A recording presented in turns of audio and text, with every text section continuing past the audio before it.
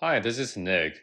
In this video, I will share how to combine different Excel files with different tab names. For instance, we have three Excel files with the same column names, but with different tab names. And I will show you how to combine them in Power BI into one data table. Step 1. Please make sure all the Excel files are saved in one place. In this case, in a folder called Volume. And then we need to connect Power BI to this folder that contains all the Excel files. So go to Get Data, and then at the very bottom, select More. And then select Folder, click on Connect, select the folder you want to connect to, and then click on OK.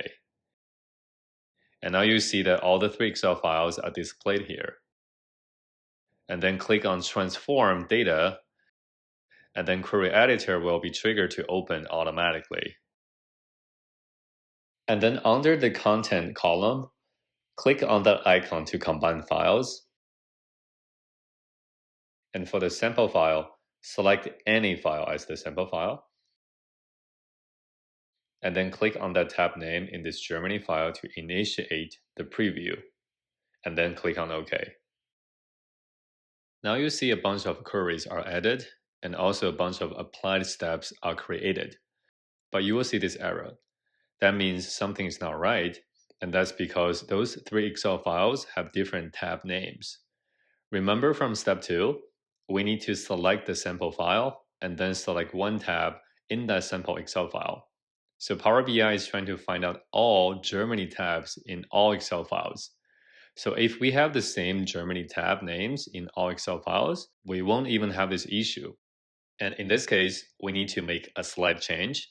Go to Transform Sample File, and under Apply Steps, select Navigation, and you will see a bunch of formulas here.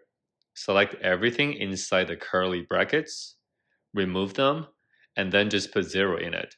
So now it will look like this. What it does is that it tells Power BI to connect to the very first tab in each Excel file, no matter what the tab name is.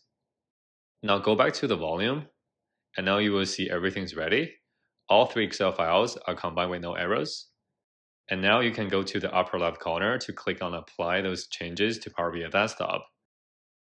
And now you're ready to use the combined data.